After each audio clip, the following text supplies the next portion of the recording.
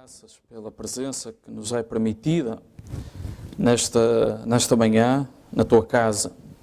Senhor, nós colocamos em tuas mãos o serviço e as palavras desta hora. Senhor, coloca, Pai, nos lábios as palavras de vida e coloca, Senhor, nos ouvidos o entendimento e a fé para as receber. Senhor, que seja, Pai, a tua verdade aqui, Senhor, em operação, em ação, nesta manhã. Pedimos, Pai, para a tua honra e para a tua glória, que tudo, Senhor, aquilo que seja feito, possa ser um ato de adoração, fiel e verdadeiro, em nome de Jesus Cristo. Amém. Amém. Bom dia a todos. Vamos começar a abrir em Apocalipse 4.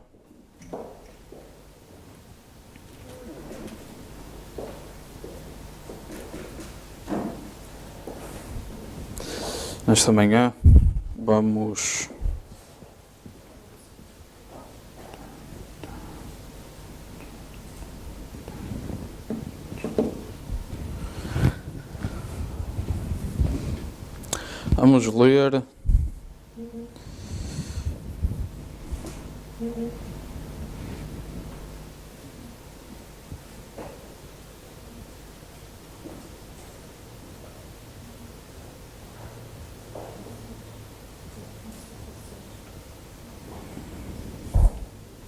vamos ler dois versículos. Eu estava aqui a montar esta coisa. Vamos ler o versículo 6 e 7 para começar. Hoje queremos ir devagar nestas coisas, mas aquilo que vamos falar vai ser básico. Já foi falado antes, mas encaixa nas últimas coisas que temos falado e vamos ver até onde é que conseguimos chegar hoje. Apocalipse capítulo 4, versículos 6 e 7. Vamos ler então. Havia diante do trono um como um mar de vidro semelhante ao cristal, e no meio do trono e ao redor do trono 4 animais cheios de olhos por diante e por detrás. E o primeiro animal era semelhante a um leão, e o segundo animal semelhante a um bezerro, e tinha o terceiro animal o rosto como de homem, e o quarto animal era semelhante a uma águia voando. Amém? O Senhor acrescenta as bênçãos à leitura, podem sentar. Hoje o meu tema era isto mesmo, os quatro animais. Portanto, nós vemos aqui 4 animais: leão, bezerro, homem e águia. E o homem também é considerado um animal. Não sei se se lembram, há 2 semanas foi aqui falado que se fosse eu que mandasse, não havia inverno. Às vezes nós temos que falar com autoridade. Às vezes temos que profetizar para as coisas acontecerem. Amém? Portanto, podem agradecer. Não sei se repararam o que é que aconteceu ao tempo, entretanto, desde que eu falei. Portanto, podem agradecer aqui a mim, porque fui eu, como maestro destas coisas, que trouxe, então, ao acontecimento esta alteração no tempo. Amém? Não precisam dizer amém, porque não foi nada disso. Ora, não foi nada disso que aconteceu. Agora, estamos aqui a falar, nós temos falado do tabernáculo e de algumas coisas que estão dentro do tabernáculo. E quando nós estávamos a estudar Apocalipse 4, parámos mais ou menos nesta parte. Agora, eu achei que, julgo eu, não é, com o entendimento que me foi dado, que seria bom hoje falar só desta parte. Do que é que são estes animais, o que é que eles representam e o que é que eles significam para nós, porque todas estas coisas são boas de se falar se nós conseguirmos tirar alguma coisa daqui. Se nós estivermos a falar puramente, teoricamente, do que é que as teorias e os livros dizem, não nos vai dizer grande coisa no final. Mas o que nós queremos é, quando vimos aqui à casa do Senhor, nós queremos sempre retirar alguma coisa para o nosso dia, para dar-nos talvez mais algum entendimento, às vezes mais algumas sombras e mais alguns exemplos e explicações, podem mostrar-nos algo de novo que nós, se calhar, já não nos lembrávamos ou nunca tínhamos visto. Portanto, é esse o espírito desta manhã. Não é trazer nada de novo, não é mostrar nada que não tenha sido dito, mas é voltar a refletir sobre algumas coisas básicas que temos falado. Isto é Bíblia, lição número 1 ou 2, vá lá, talvez 2. Ok. Portanto, nós vemos aqui uns animais e muitas pessoas pegam nestes animais e põem assim umas imagens, põem assim um leão e um bezerro. Agora, nós sabemos que chegando ao trono, aquilo não é a Arca de Noé, certo? Portanto, quando nós chegarmos lá, nós sabemos que nós vamos ver anjos, nós vamos ver os anciãos, nós vamos ver os santos, e nós sabemos que estes animais têm algum significado, certo? Eles têm que representar alguma coisa para nós. Portanto, isto será mais do que animais, provavelmente. Ok? Agora, quando se fala em animais, algumas Bíblias vão dizer criaturas, ou animais viventes, ou qualquer coisa assim. Agora, quando nós estamos a falar em animais, aqui na Bíblia, mais à frente, no capítulo 13, vai aparecer outra vez bestas ou animais, e essa palavra, se formos ao grego, significa um animal selvagem. Portanto, essa besta, esse animal, besta não é aquele termo que nós usamos. Ou não, eu não uso, mas há quem use. Esse termo aqui em português significa tu és uma. Isso significa um insulto. Portanto, significa uma pessoa sem inteligência, que não presta. Agora, aqui na Bíblia, quando fala em besta, é um animal de carga, um animal que tem força. Ok? Portanto, é esse tipo de besta que nós estamos aqui a falar. Ora, portanto, quando vemos um animal, quando vemos esta besta, sei lá, besta que subiu do mar, besta que subiu da terra, estamos a falar de poderes, estamos a falar de forças. Ok? Portanto, quando vamos ao capítulo 13, por exemplo, e fala nestas bestas, estamos a falar de poderes e que são malignos.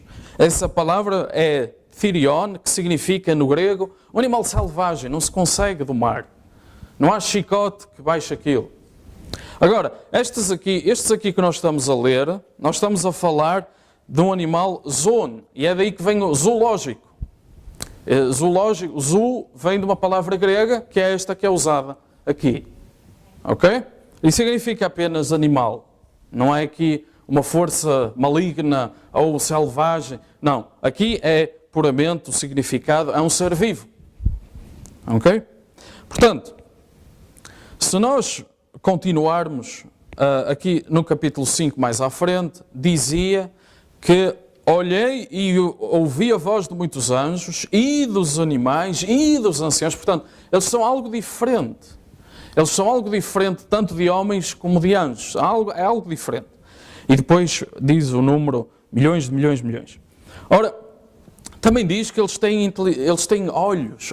E olhos nós sabemos que significa inteligência. Se formos a Gênesis, logo no início, quem quiser abrir está à vontade. Mas isto é algo que nós conhecemos. Portanto, Gênesis 3, no versículo 5, fala: Deus sabe que no dia, isto é a serpente a falar, Deus sabe que no dia em que dele comerdes, se abrirão os vossos olhos, e sereis como Deus, sabendo o bem e o mal. E depois, no versículo 7, aconteceu aquele ato, e no versículo 7, foram abertos os olhos de ambos, conheceram que estavam nus. Ora, todos nós temos a noção que Adão e Eva sabiam, conseguiam ver para onde andavam. Eles não andavam a apalpar as coisas e de repente começaram a ver. Não é esse tipo de abrir os olhos, ok? Nós conseguimos perceber que foi um entendimento que lhes foi dado. Não é um pouco como as crianças, não têm entendimento de estar nu ou não estar, ter roupa ou não ter, para eles é igual. Então, era este entendimento, eles eram desta forma inocentes a este ponto, e depois deste ato foram abertos os olhos, ou seja, eles receberam um entendimento que antes não tinham. Portanto, olhos e abrir os olhos representa aqui abrir um entendimento, começar a perceber alguma coisa que antes não percebia. Ora, estes animais, nós vemos, estão cheios de olhos por dentro, por trás. Dizia aqui, diz depois, diz no versículo 6, onde nós lemos. Portanto, nós conseguimos ver que eles têm alguma inteligência, eles têm um entendimento acerca de alguma coisa, e é importante de forma a que João coloque no seu símbolo. É importante ao ponto de João ter de escrever isso. Portanto, foi algo que lhe chamou a atenção, para além dos animais, com a representação que eles têm, que nós já vamos ver o que é que significa. Também acontece aqui, os olhos também é chamada a atenção de João. Agora, o profeta diz, veja, e uma conjunção. Não sei se reparou quando eu li, eu disse anjos e animais e anciãos. Portanto, e conjunção. Isto é gramática aqui nesta parte. Mas, portanto, em vez de escola dominical, estamos a ter escola gramatical nesta manhã. Eles não eram anjos, nem eram anciãos, eram criaturas viventes no trono. Portanto, eles estavam ali no trono. Aqui está o trono. Agora, neste primeiro trono estão as 4 criaturas. Portanto, à volta do trono de Jesus Cristo estavam estas 4 criaturas. Fora estão os 24 anciãos e cada um também tem o seu trono, a Bíblia fala. Pequenos tronos, mais abaixo. E à volta disto estão grandes exércitos de anjos à volta do trono. Eles, estes animais, são os guardiões do seu trono. Portanto, eles são os guardas do trono. Eles são aqueles que estão lá à volta e quem se quiser aproximar tem de passar pela autorização destes guardas do trono. Agora, eles não são anjos, nem são homens, não são bestas feras, foi aquilo que eu tinha falado há pouco, aquela palavra therion. Não, eles são criaturas, são animais, são seres vivos, criaturas viventes e estão lá colocados como guardiões do trono. E se voltarmos a focar, eu foquei ali, leão, outro é bezerro, outro é um homem e outro é uma águia. E agora, no versículo seguinte, no versículo 8, vemos que cada um tinha 6 asas ao redor, por dentro, estavam cheios de olhos, não descansavam de dia nem de noite, ou seja, não precisavam de parar, não precisavam de dormir, e diziam, Santo, Santo, Santo é o Senhor Deus, o Todo-Poderoso, que era, que é e que há de vir. Amém? Portanto, isto é dito muitas vezes, João ouve muitas vezes esta frase, e parece que então são os querubins que estão a dizê-la. Porque João ouvia muitas vezes, Santo, Santo, Santo é o Senhor Deus Todo-Poderoso, que é, que era e que há de vir. Portanto, João agora está a apontar, ok, esta frase que eu tenho ouvido e que vou continuar a ouvir, é que alguém que a está a dizer, e são estes querubins, então. Eles dizem, Santo, Santo, Santo é o Senhor Deus Todo-Poderoso. Portanto, os querubins aqui nós conseguimos ver, eu já passei à frente, já lhes chamei querubins, não era para ter feito isto, mas já está dito. Portanto, querubins são estes animais, e eles são alguma coisa de Deus, são de certa forma angelicais, mas são diferentes dos outros anjos, ok? Portanto, se nós lêssemos o livro do Apocalipse, nós víamos aqui, eles estão lá no trono, e eles dizem, Santo, Santo, Santo é o Senhor Deus Todo-Poderoso. Depois, no capítulo 5, eles aparecem outra vez, e eles estão aqui a fazer alguma coisa que está relacionada com uma adoração. Eles estão a fazer uma adoração. Volto a dizer, Santo, Santo, Santo é o Senhor Deus Todo-Poderoso. No capítulo 6, eles estão envolvidos na abertura da palavra, dos selos. No capítulo 7, aparecem outra vez em adoração. No capítulo 15, eles têm uma parte a ver com o juízo. E depois 19, outra vez na adoração. A noiva, aí nesse capítulo, volta à terra com Cristo e eles não são vistos mais. Portanto, é importante nós termos esta noção do que está aqui a acontecer e de quando é que eles entram e o que é que eles representam. Agora, ao longo da história, nós provavelmente estamos familiarizados com imagens deste estilo. Se calhar já vimos imagens parecidas com aquela que está ali. Eu lembro-me que Eu tive aulas de órgão num edifício muito antigo, no Porto, junto à maternidade de Júlio Diniz, perto do Palácio de Cristal. E a sala onde eu tinha aulas era chamada capela. Portanto, aquilo era um palacete. Era a capela e lá em cima, no teto, estava pintado isto. Então, nesta capela, eles tinham lá pintado o homem, a águia, o leão, o bezerro. Eles tinham lá isto nos 4 cantos daquela capela. Entretanto, aquele palacete está convertido agora no museu. Mas é interessante ver esta representação. Portanto, houve quem se preocupasse em representar isto, em vez de representar se calhar o trono, ou se calhar representar João a olhar. Houve quem se achasse interessante representar esta parte. Houve quem achasse importante representar esta parte. Ou outras imagens, por exemplo, às vezes aparecem assim, põem as asas e dividem-no em 4. Agora, nós sabemos que estes 4 animais, por causa daquilo que vamos ver mais à frente em Ezequiel, nós conseguimos ver que eles são, na verdade, um ser com 4 faces. Mas vamos ver daqui a pouco. Agora,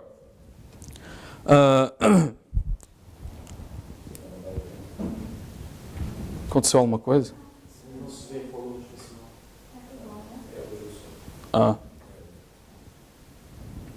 Está bem. Agora, se formos a Ezequiel, capítulo 1, se quiserem abrir, Ezequiel, capítulo 1. Ezequiel está lá no meio da Bíblia, a seguir a Lamentações de Jeremias, vem Ezequiel, antes de Daniel.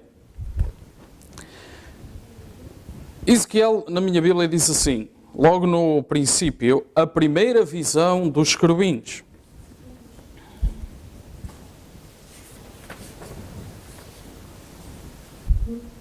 Antecipando um pouco, o profeta diz, na mensagem, Apocalipse capítulo 4, está ali projetado, não sei se conseguem ver. Agora, quando Ezequiel viu a glória de Deus, ele viu a mesma coisa que João viu. Faz sentido? Lembra-se no domingo, eu estou a ler aqui o que está aqui. No domingo passado, quando chegamos à glória de Deus, portanto, isto foi na parte 2. Quando chegamos à glória de Deus, tivemos a imagem, quando Ele a deixou tirar no nosso meio. Ele está a falar daquela foto, ou da coluna de fogo, ele fala da cor. Lembra-se disso, a glória de Deus? A mesma coisa que Ezequiel viu, João viu a mesma coisa, aqui está hoje. Faz Jesus Cristo o mesmo no tempo de Ezequiel.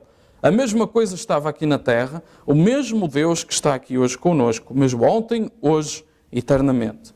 E depois ele diz o que é que significa a besta, é o poder, o animal. Portanto, se nós começarmos a ler Ezequiel capítulo 1, Ezequiel diz, portanto, abriram-se, não vamos ler o versículo 1, mas ele diz, abriram-se os céus, eu vi visões de Deus.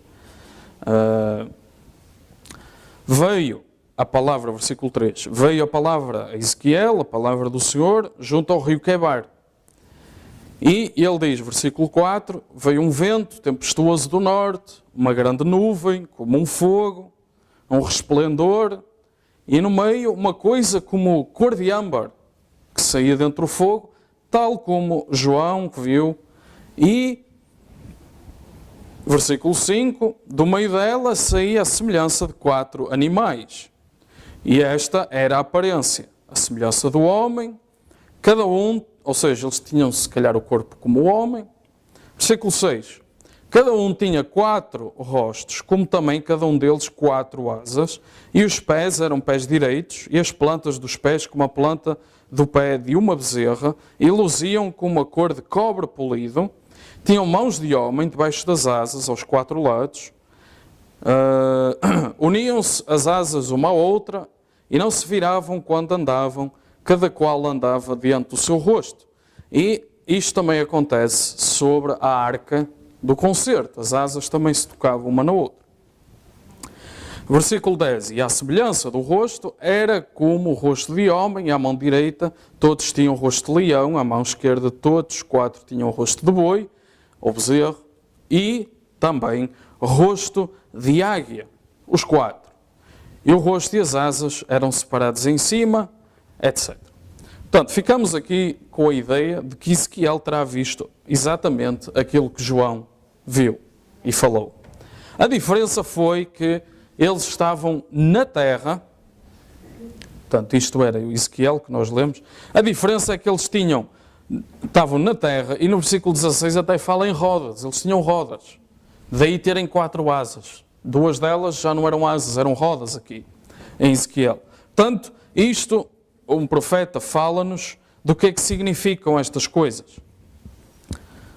Podemos ler, e o profeta diz, significa que estes eram guardas da arca de Deus. Eles estavam numa jornada, eles estavam em andamento, rolavam as rodas, quando Ezequiel os viu. Mas quando João os viu, eles já tinham ido para a posição no céu.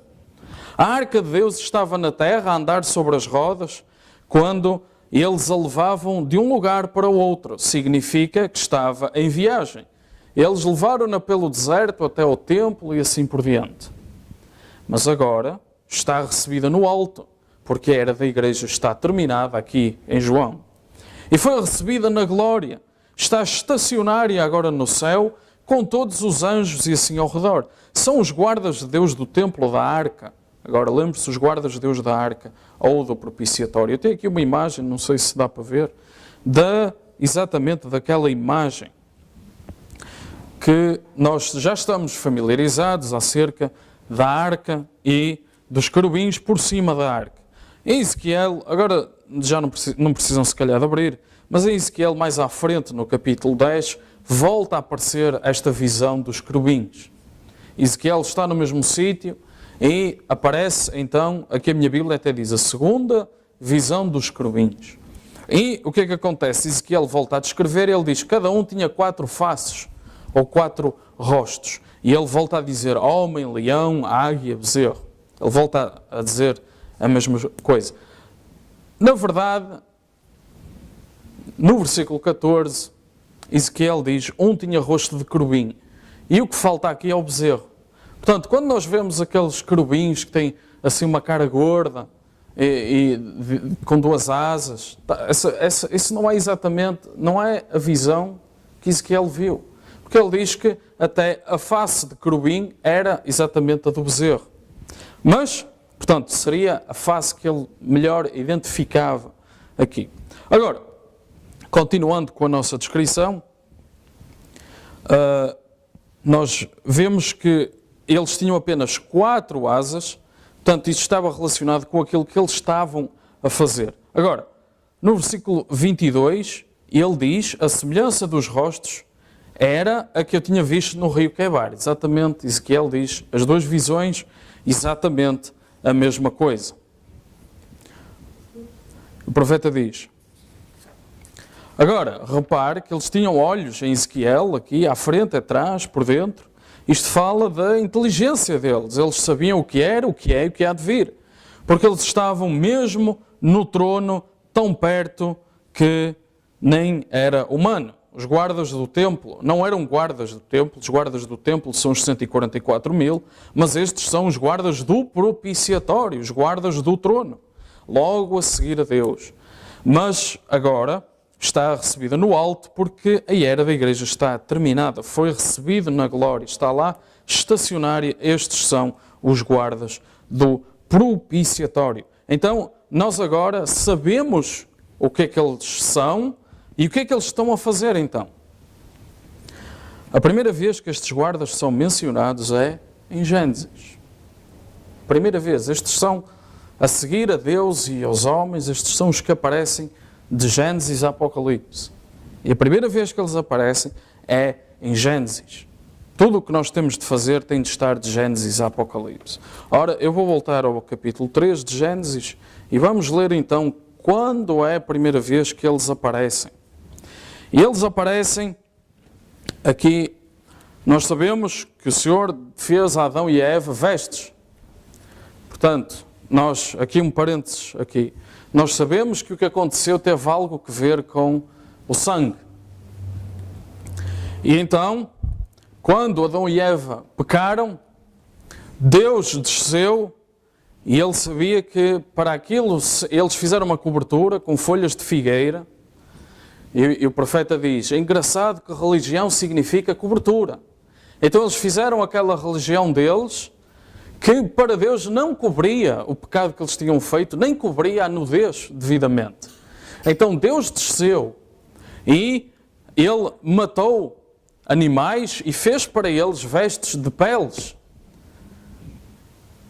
Isto é uma boa desculpa agora para nós começarmos a comprar umas peles, para nos cobrirmos devidamente, porque eles fizeram com folhas de algodão ou de figueira.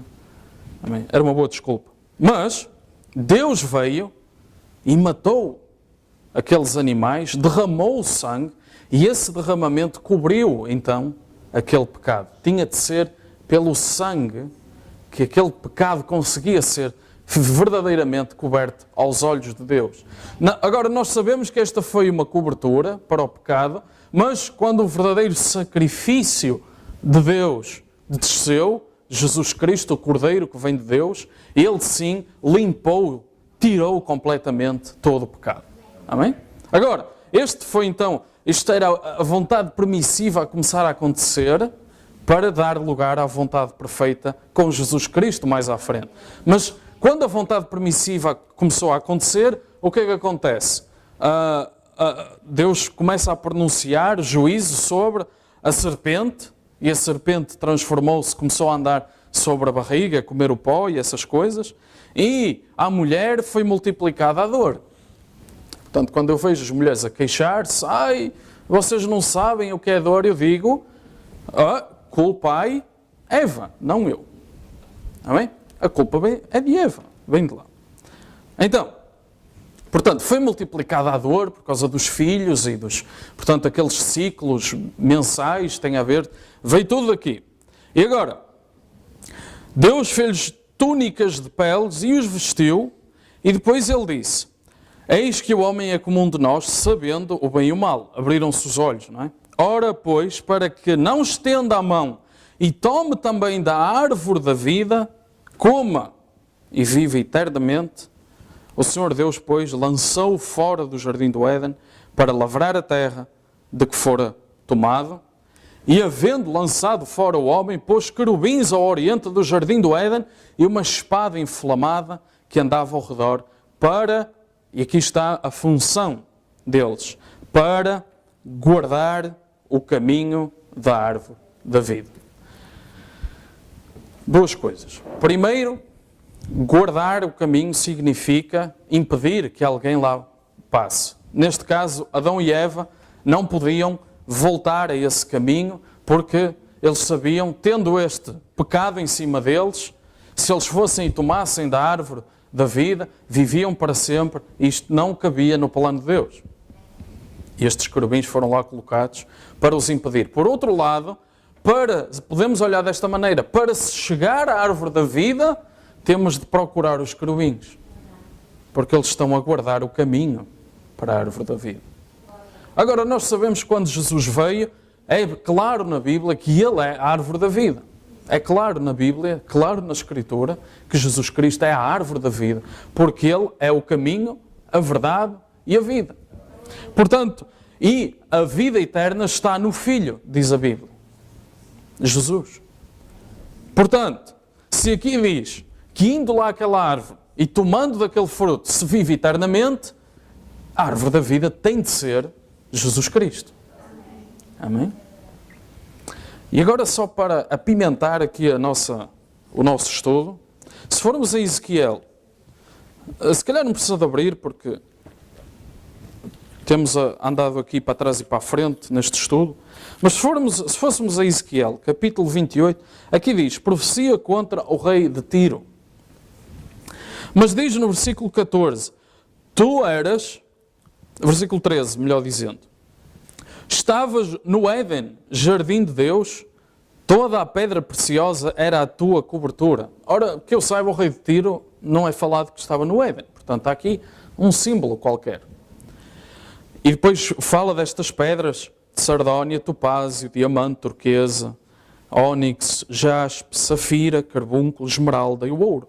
A obra dos teus tambores, dos pífaros, estava em ti. No dia em que foste criado, foram preparados.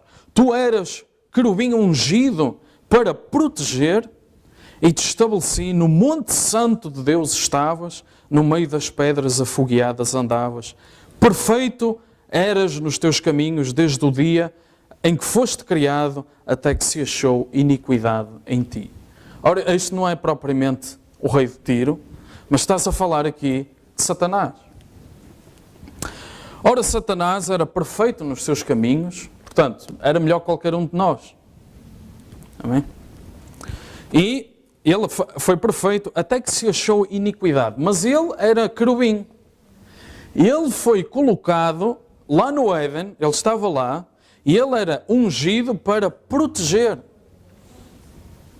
Amém? Aqui está a função dos querubins. Ele era protegido ele era ungido para proteger. E ele estava logo ali no monte de Deus, ele estava ali logo ao lado. E ele era perfeito nos seus caminhos. Ele se calhar até estava acima da própria imagem, em termos de beleza, de Jesus Cristo. Porque a Bíblia fala, em Isaías, que não havia atrativo nenhum em Jesus Cristo. Mas este querubim estava cheio de todas estas pedras. Estava todo embelezado. Ele era perfeito na sua cobertura, ou seja, ele era perfeito na sua aparência. Ele era perfeito na sua religião. É isso que cobertura significa. Mas este então era querubim, este foi lá colocado, e este, obviamente o rei de Tiro não estava no Éden, mas este estava.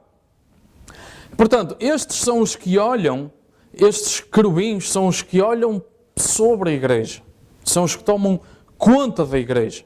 Porque se nós continuarmos a avançar, se nós fôssemos ao capítulo 6, nós íamos ver que em cada um dos selos saiam destes animais. E ele é aquele que vem e anuncia aquele selo. Não, eles são abertos por Jesus na mesma, mas cada um destes animais vem, um de cada vez, em ordem, e o primeiro animal veio e disse, e o segundo animal veio e disse, vem e vê, e o terceiro animal disse, vem e vê, e o quarto disse, vem e vê. Portanto, eles estão aqui a tomar conta da igreja para a proteger também a ela.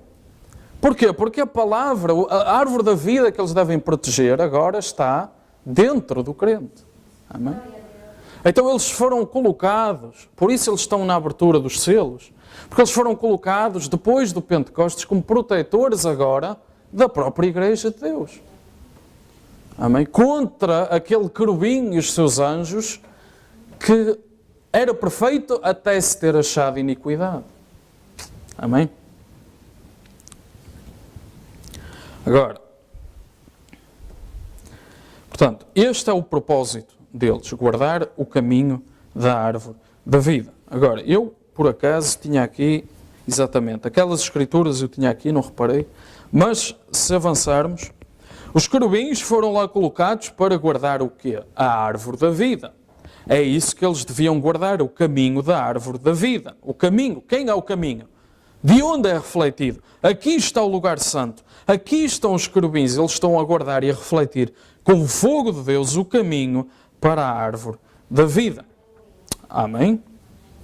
Como é o caminho? Jesus disse, eu sou o caminho. Eu sou o pão que vem de Deus do céu. Se alguém comer deste pão, viverá para sempre. Agora, há um caminho de volta a essa árvore da vida. Agora, nisto eu quero mostrar agora e tornar isto claro. É um altar. Agora, isto deve ter sido um altar no jardim do Éden. Vou dizer-lhe porquê. Lembra-se que tanto Caim como Abel vieram adorar? Então isso mostrou que o altar de Deus foi movido e estava aqui no jardim do Éden. E a única forma de voltar ao Éden é pelo altar. Ora, o profeta está-nos a lançar aqui alguma coisa que ele diz, provavelmente Caim e Abel vieram entregar a sua oferenda junto destes querubins que estavam ali à porta do Éden.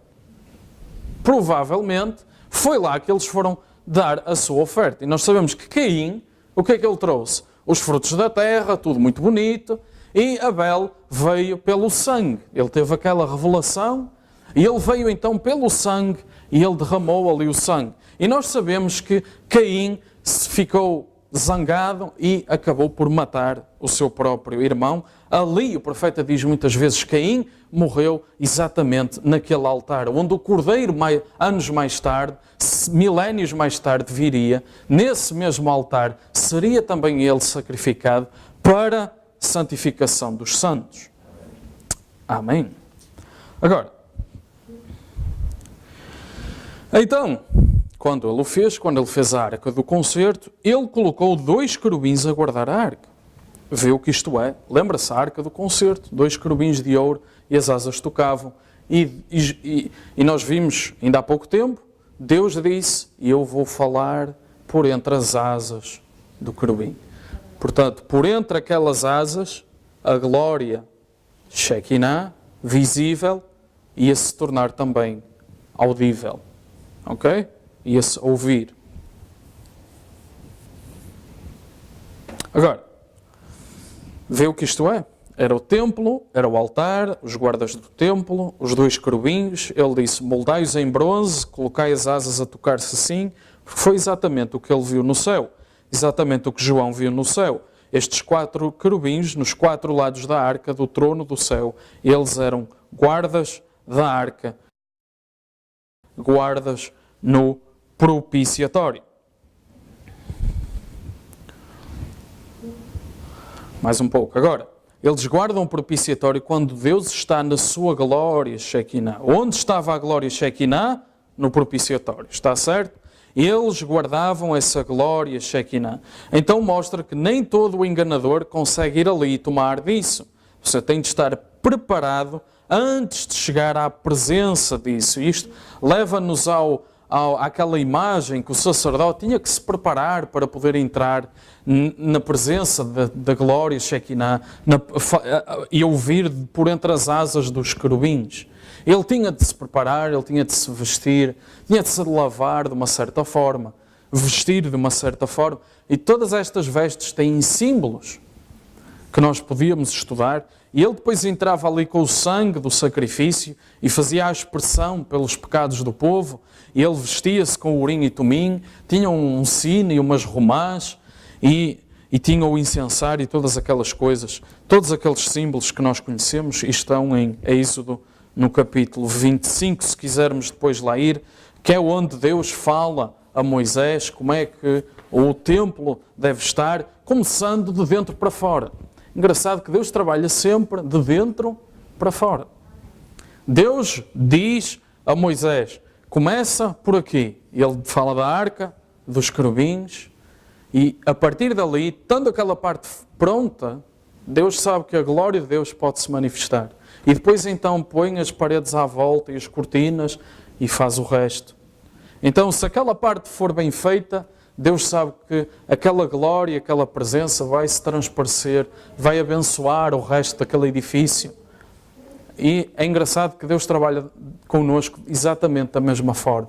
Ele começa a trabalhar aqui e quando isto está pronto, Ele sabe que a presença e a glória ali vai abençoar o resto, vai mudar o resto. Todas as outras cortinas, todos os outros símbolos vão obedecer àquilo que foi lá colocado. Amém.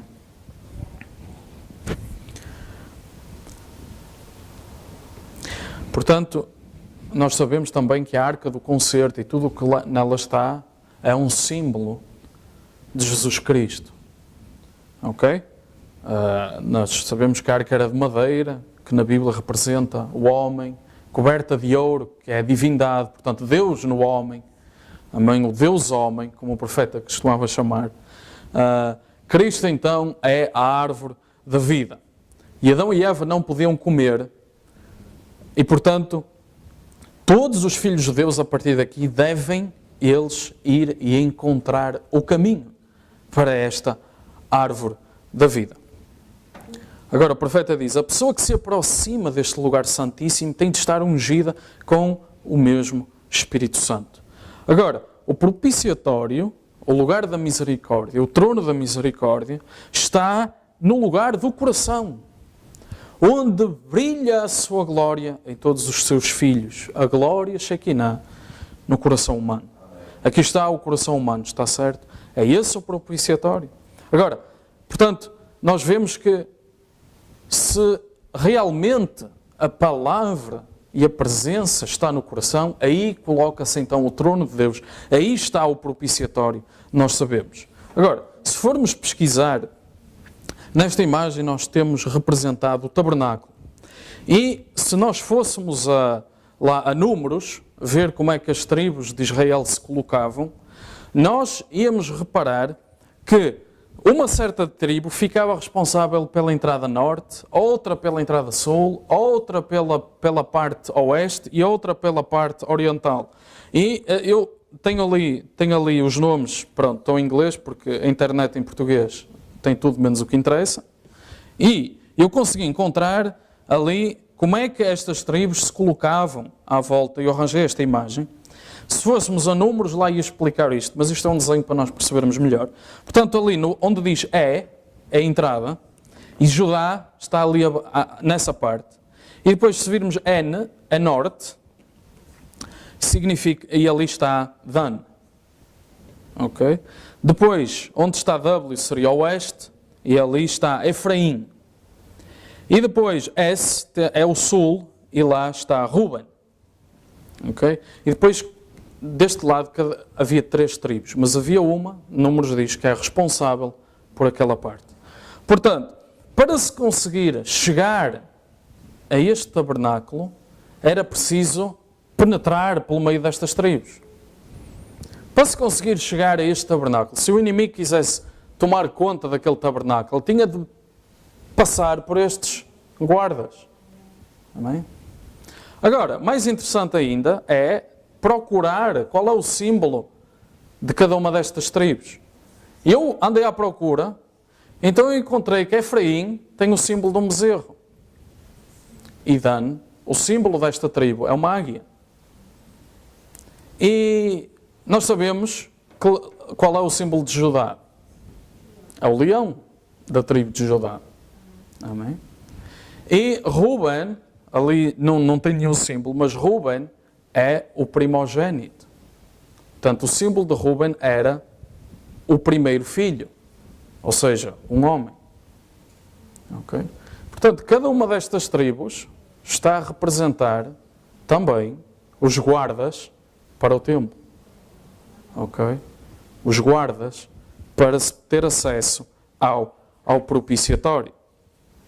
E depois é interessante também, vocês provavelmente lembram-se daquilo que o profeta fala, que o zodíaco representa também a Bíblia, de certa forma, mas que nós não tínhamos a missão de a ir estudar. Mas, se olharmos para os símbolos do zodíaco, nós vemos exatamente que há o leão, a norte, e depois a sul temos... Não é a norte, é a este. E depois a sul temos o bezerro, e a norte temos a águia, e do outro lado temos o homem. Agora, por qualquer razão, que eu não consegui descobrir qual, a águia foi trocada pelo caranguejo. Pelo escorpião. A águia, o símbolo da águia foi trocado ao longo do tempo por este. Mas o original... Agora, nós não queremos estudar estas coisas. Se calhar para estudar isto tinha aqui demasiado dentro disto. Há uma história que eu ouvi, e eu acredito que é verdade, que o profeta estava a falar da pirâmide. E ele aplica exatamente à pirâmide o que aplica ao zodíaco. Ele diz, há símbolos, mas nós não vamos estudar isso. Então houve um irmão chamado Livale. E o profeta fala muito dele, Livale. E chamava-lhe doutor Livale. Ele não era doutor, mas o profeta, como ele era tão estudioso, chamava-lhe doutor Livale. E uma vez, este Livale chega à beira do profeta e diz, eu encontrei isto acerca da pirâmide, e isto, e mais aquilo, e há este símbolo, e esta distância. E o profeta olha assim para ele e diz, isto é bom, mas daqui para a frente é trevas. Portanto, é bom ir buscar estes símbolos, mas ele diz, daqui para a frente é só trevas. Ou seja, vamos começar a entrar num fanatismo, vamos começar a entrar numa obra do maligno, ok? Mas, até certo ponto, é bom estudar estas coisas. Isto aqui é apenas outra representação, mas já falamos sobre isto. Agora,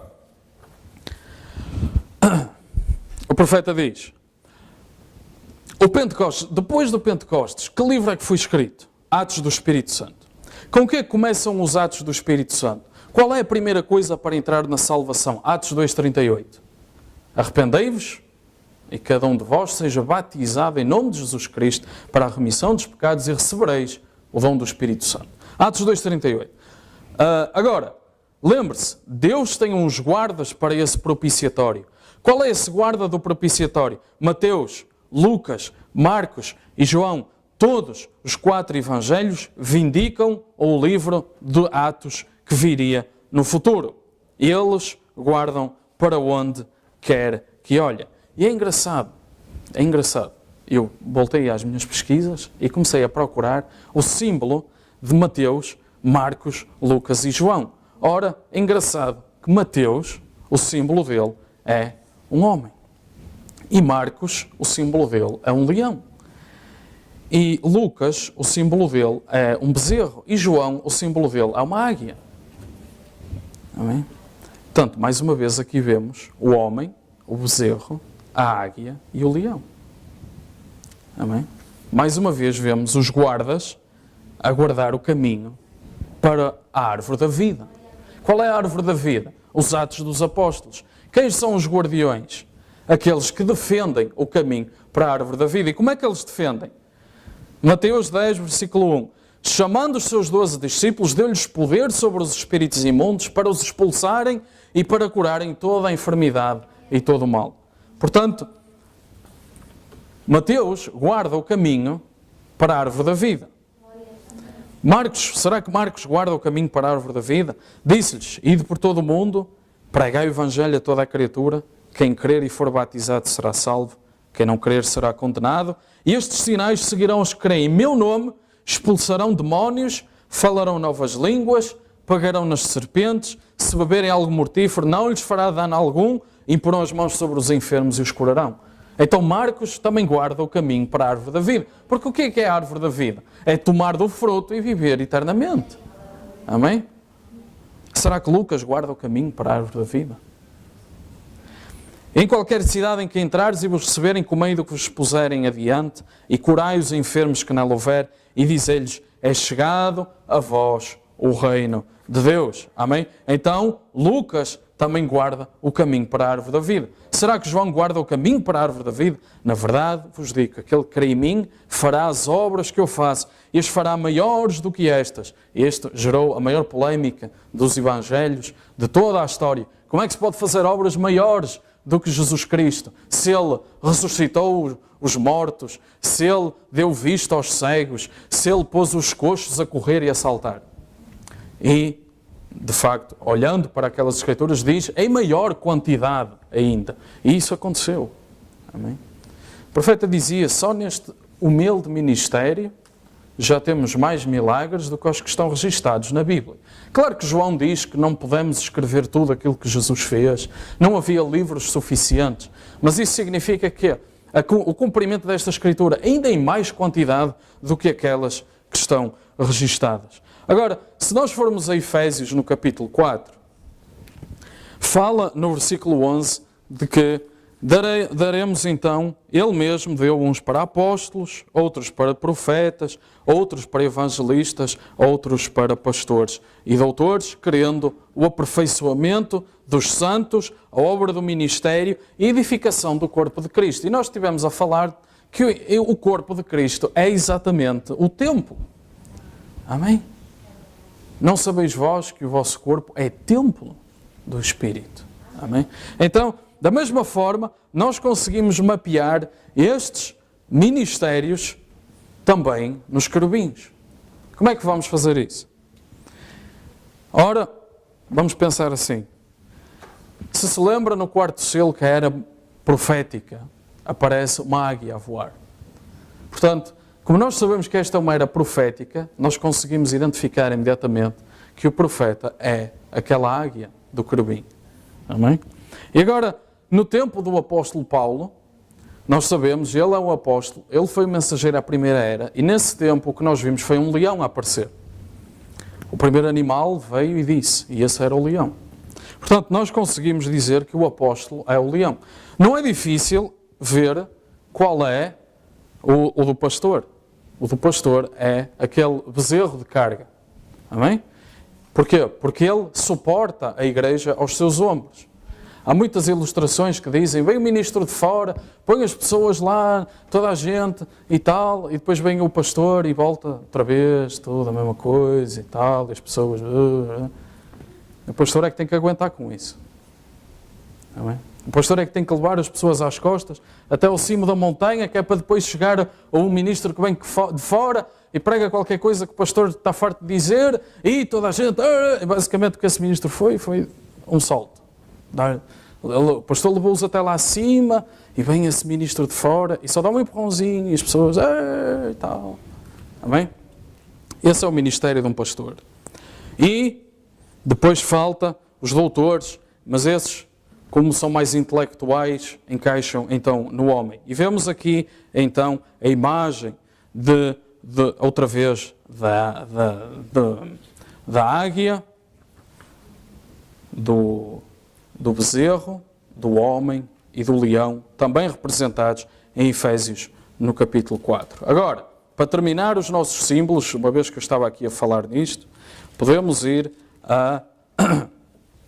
Se nós olharmos em Apocalipse 4, como nós lemos, aqui diz, o primeiro animal era um leão, o segundo animal era um bezerro, o terceiro animal era o homem e o quarto animal era uma águia a voar.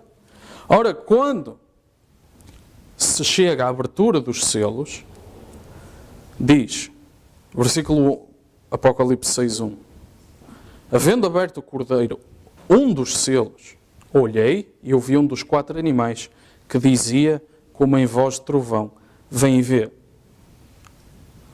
E olhei e eis um cavalo branco, e o que estava assentado sobre ele tinha um arco, foi-lhe dada uma coroa, saiu vitorioso para vencer.